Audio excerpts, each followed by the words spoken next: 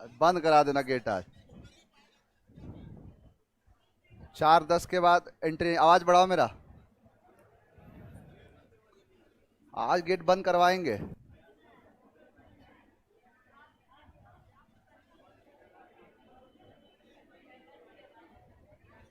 और निकालो सभी 16, क्लास 16 है ना आज। जब तक देखो, जब तक पढ़ा रहा हूं एडवर्ब तब तक कराऊंगा ईडियम्स। जैसे प्रीपोजिशन स्टार्ट करूंगा उसके साथ साथ पढ़ा दूंगा तुम्हारा फ्रेजल वर्ब। दोनों एक साथ कंप्लीट हो जाएगा। जल्दी बैठो हैं। आवाज बढ़ाओ आज। आवाज बढ़ाओ मेरा। आवाज नहीं जा रहा है। अब सही है। चलो जल्दी बैठो जल्दी। मोस्ट प्रोबेबली 3-4 दिन तक चले ईडीएम्स। 250 कराना है ना, 250 है बुक में, 250 करा दूंगा।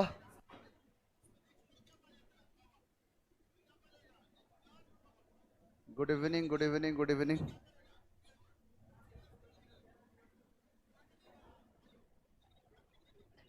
चलो स्टार्ट किया जाए। देखो पहला शब्द है आपका बैड माउथ। बैड माउथ का मतलब होता है कि दूसरों के बारे में बुरा बोलना, यानी क्रिटिसाइज टू समवन। किसी को क्रिटिसाइज करते हैं, किसी को कुछ बुरा भला बोलते हैं, उसे क्या कहते हैं? Bad mouth.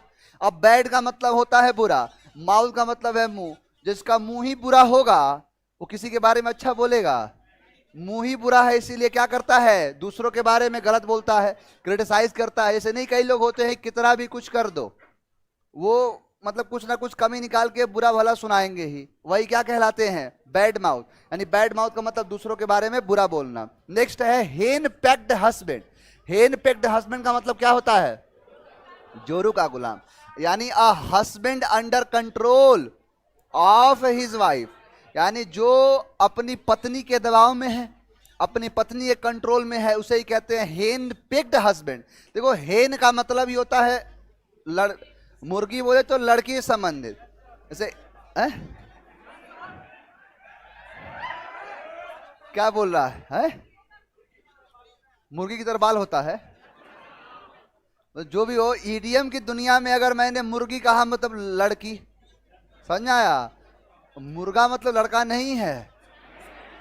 इसका ये मत समझ लेना कि मुर्गी लड़की या मुर्गा कहा तो लड़का ना, बस मुर्गी के लिए है। हेन पेक्ड हस्बैंड, यानी जो हेन का मतलब है यहाँ पर औरत से, कि जो हस्बैंड अपने पत्नी के कंट्रोल में रहता है, जो जोरू का गुलाम है, उसे कहते हैं हेन पेक्ड हस्बैंड।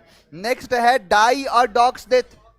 डाई और डॉग्स डेथ का मतलब होता है बुरी मौत, मरना, यानी to die in a bad way. यानी एक कुत्ते की मौत मारूंगा तुम्हें, नहीं डायलॉग्स बोलते हैं मूवी वूवी के अंदर। अब कुत्ते की मौत क्या है?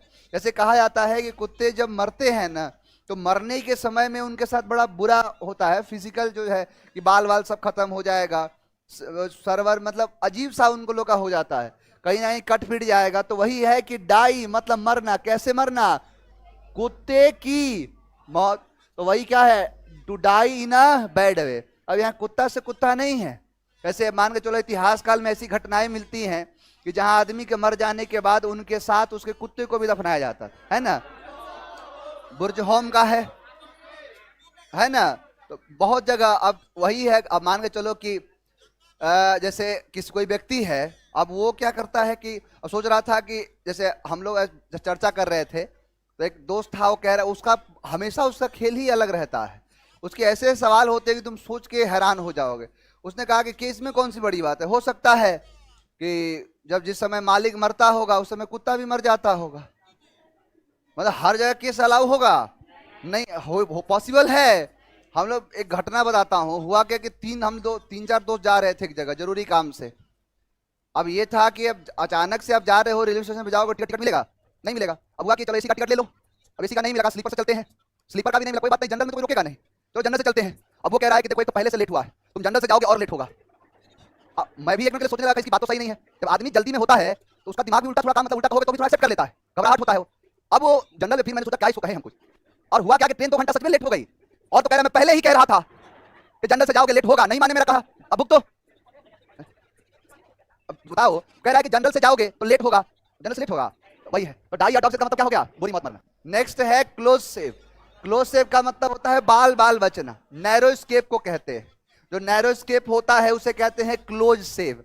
मान के चलो कहीं पर जो शेविंग कराने गए किसी बार्बर के पास, ऐसे बहुत सारे प्रैंक नहीं कर देते हैं।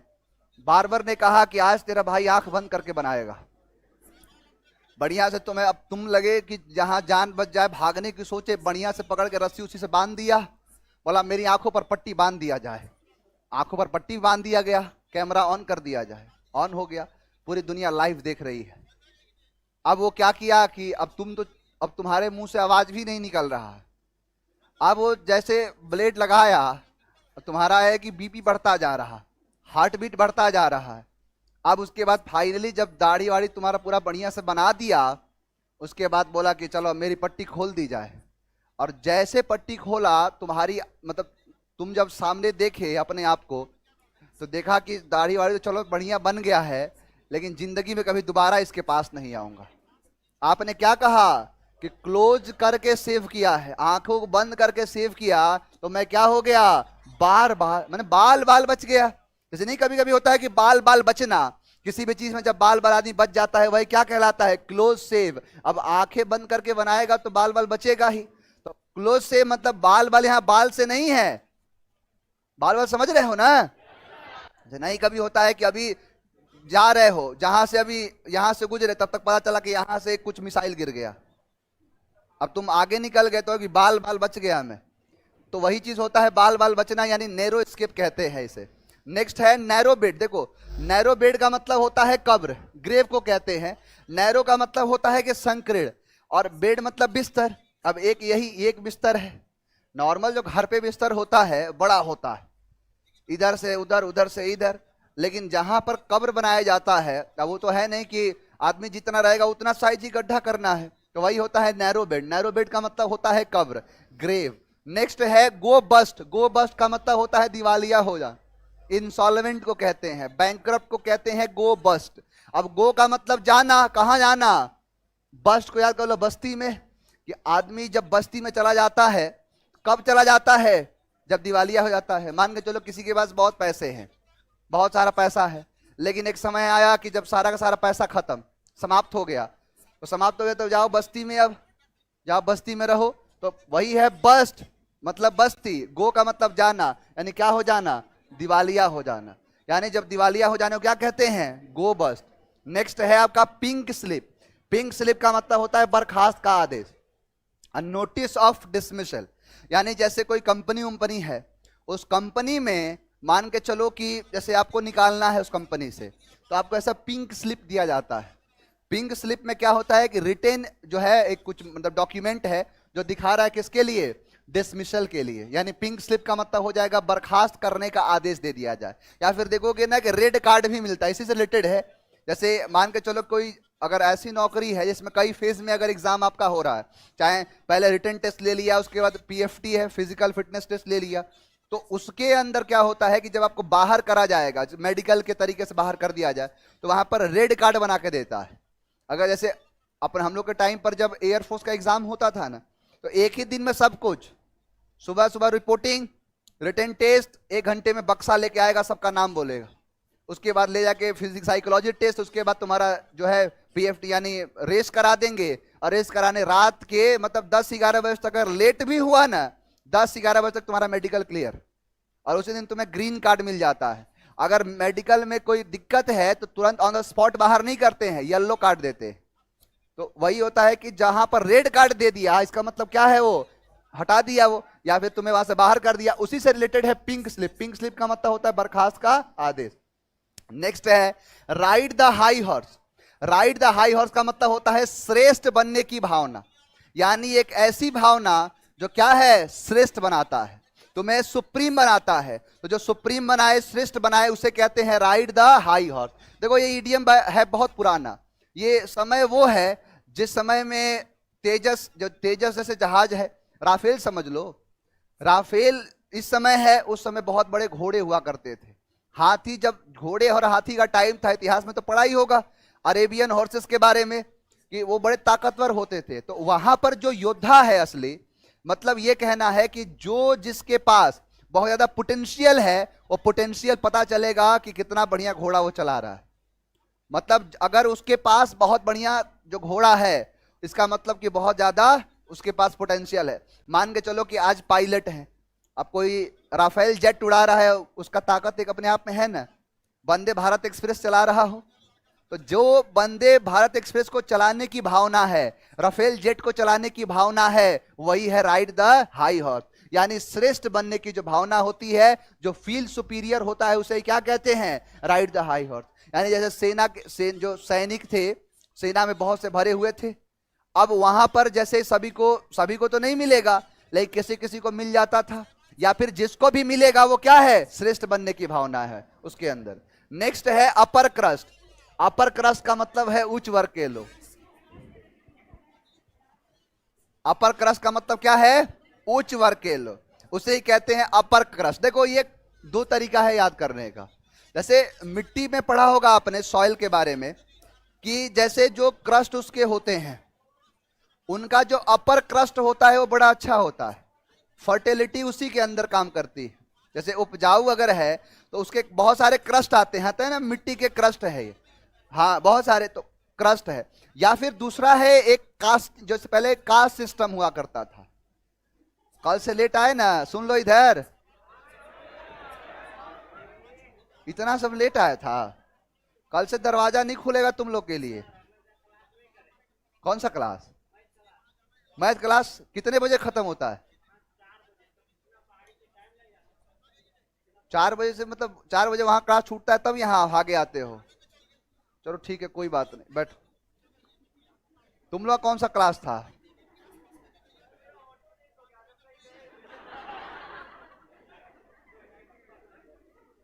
क्या करे, जल्दी बैठो जल्दी बैठो, टाइम पर आया करो।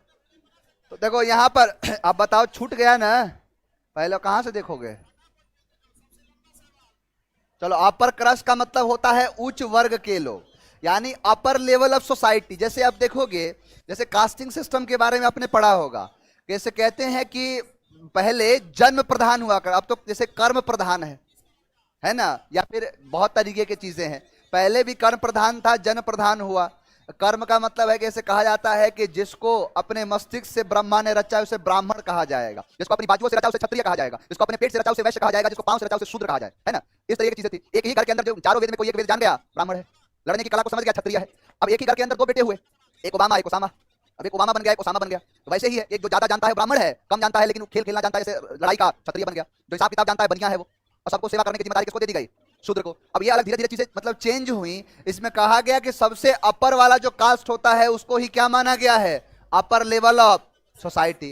यानी अपर लेवल ऑफ सोसाइटी क्या है? कि जो अपर का, जैसे मान के चलो शूद्र है, दिन भर काम कर रहा है, अब उसको काम कर रहा है, और उसके बाद ऊपर वाला उस काम का हिसाब रख रहा है। अब उसके बाद आया क्षत्रिय, सभी लोगों की रक्षा कर रहा है, और ये सब बताएगा कौन? ब्राह्मण। अब इसीलिए ब्राह्मण का वर्चस्व बना रहा था, कि जो मतलब इतिहास उठाओगे इसी को इसीलिए खत्म किया गया। जानता हूं तो कुछ है नहीं, 4 मंत्र पढ़ लिए, ब्राह्मण हूं मैं, कैसे करना है मैं बताऊंगा तुम्हें। तो वही है अपर क्रस्ट। अपर क्रस्ट का मतलब क्या है? उच्च वर्ग के लोग, यानी अपर क्रस्ट, अपर कास्ट, यानी अपर कास्ट वाला दिखाया गया था, जो क्या है? सबसे उच्च वर्ग के लोग हैं। नेक्स्ट है eight 6s and 7s। Eight 6s and 7s का मतलब होता है तितर बितर होना, यानी इन डिसऑर्डर और कंफ्यूजन। किसी भी चीज में जब आप कंफ्यूज हो जाते हो, इसी बार पूछा है सवाल ये, यानी जब भी आप कभी भी कंफ्यूज हो जाते हो या फिर परप्लेक्स बढ़िया से हो जाते हो, उसे ही कहते हैं एट 6s and 7s। अब देखो यहां पर है एट 6s and 7s। मान के चलो क्रिकेट चल रहा है और स्ट्राइक पर खेल रहा है सुरेश कुमार यादव, SKY स्काई, सूर्या है ना, अब वही खेल रहा है। अब हर 6 बॉल में इतना, हर बॉल पे 6 लगा रहा है कि जो हिसाब जोड़ने वाला भी है वो भी 6 का 7 बता रहा है। कंफ्यूज हो गया, तभी तो वही है 6s and 7s। यानी किसी भी चीज में जब कंफ्यूजन होना, यानी इन डिसऑर्डर और कंफ्यूजन, तितर बितर हो जाना, यानी एकदम कंफ्यूज हो जाना, वही कहलाता है एट 6s and 7s। चलो आ जाओ, बैड माउथ, दूसरों के बारे में बुरा बोलना। Henpecked husband, die a dog's death, close shave, narrow bed, दिवालिया हो जाना। Pink slip, ride a high horse, upper crust, at sixes and sevens, तितर बितर होना। अच्छा, ये जो पढ़ाता हूं सब याद तो होता है ना? अब इसमें ऐसा तो नहीं है, देखो ईडीएम